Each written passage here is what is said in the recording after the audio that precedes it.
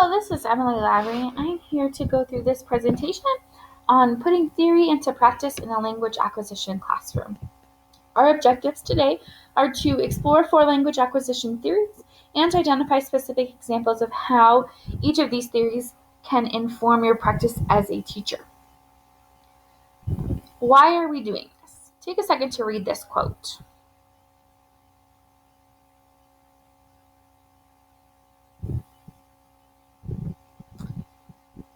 There's clear evidence that shows that the amount of English language learners in our classroom has been increasing, and in order to appropriately support them, as educators, we need to have a strong foundational knowledge of those theories in order to match up appropriate content strategies to support all the students at their various needs.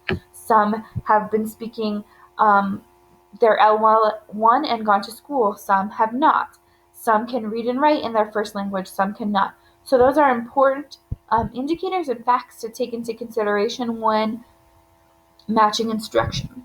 So right now, I would like you to set your intentions from the day. You know both the objective and the purpose. So what do you want to get out of this professional development, and what is your mindset?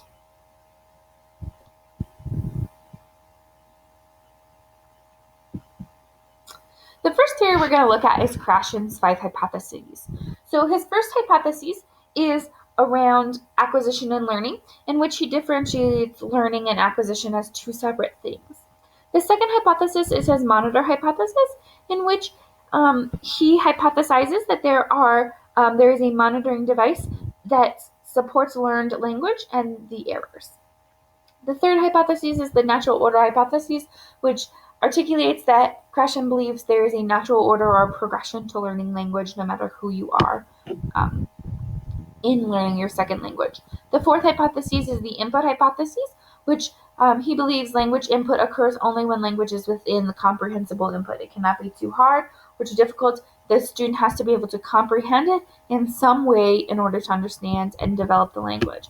The fifth hypothesis is around the affective filter, in which Krashen articulates that a student needs to have his socio or her socio-emotional needs in the classroom environment met, as well as outside. They need to be motivated and engaged and safe in the learning environment.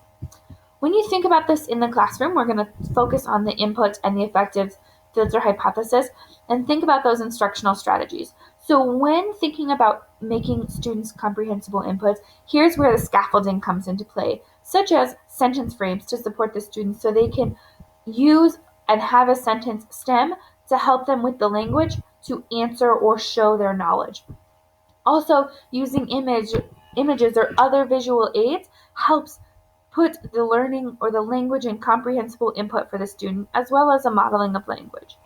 When you're thinking about the affective filter for the student, a language learner needs to feel safe and have a relationship and feel confident in the classroom. So as a teacher or an educator, that's where building relationships come into play, whether you're sending home language surveys or talking to students, really getting to know them, as well as students getting to know each other so that they are confident. Which brings us to the second point of it's critical for this need to be met, for there to be norms and expectations about how we talk when other people are talking, or how we communicate and how we interact with each other so the environment is safe. The next theory we're going to look at is Vygotsky. Vygotsky is not specifically a language theory, but his theory articulates that learning happens through social interaction, which is modeling and communication, and it happens when students are in their zone of proximal development, which means they're at that optimal learning level. They're not too challenged or not challenged enough. So when we're thinking about this in a language classroom, the key instructional strategies to support this theory and get students to interact in a social environment, one is to do group work and to collaborate, as well as to model the language that is being used, which is really helpful, or you can implement in the classroom a gradual release model, where as the instructor, I am showing the student how to do it, then we do it as a group, and then we gradually release the responsibility to themselves, such as in a social studies classroom looking at a document. If I am analyzing a document, I am going to model that process and think aloud, articulate my process, articulate my thinking for the students, and then we will do it together, and then we will release that responsibility onto them so that they have the language and the function behind it. Structured language practices, such as a pair share, an A-B partner, and number ties together, lines of communication, any of those sort of strategies where students are practicing language together, where they can both model and communicate, supports Vygotsky's theory of social interaction. The third theory we're going to look at is Chomsky's theory on language learning, which functions around this cognitive theory, specifically this idea of a universal grammar, or that all people have this language acquisition device that supports them in understanding and developing the language rules of the language they're learning. To support this, a couple things should happen. First, explicitly taught vocabulary so that students can use that vocabulary and understand the meaning so that they can apply grammar rules to it.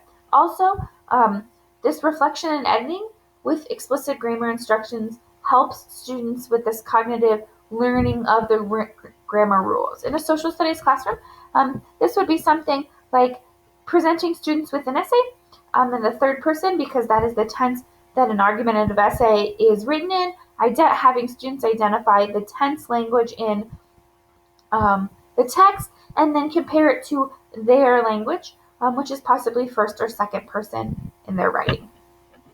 The final theory we're going to look at is Skinner's theory, in which he believes that learning happens through repetition and positive reinforcement, same as language learning.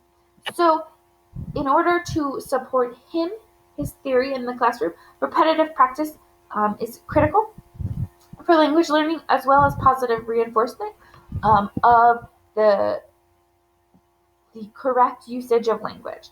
So in a social studies classroom, for example, argumentative writing is a constant skill that is being developed. So practicing that language over and over again, speaking it before you write it, having communications, practicing making a claim or a thesis statement with language learners, that repetition is going to help them develop that language capacity. Finally, we've quickly gone through those 4 language acquisitions theories and identified the specific examples of how each of those theories can inform classroom practice. Now I want you to think about your own classroom. How can these theories change your classroom instruction? So right now I want you to pick one theory and the strategies that correspond with that theory and create an action plan on how you would implement this theory and use this theory to guide instruction in your class. Then share it with a partner so that you are held accountable. Thank you very much for listening to this. Have a great day.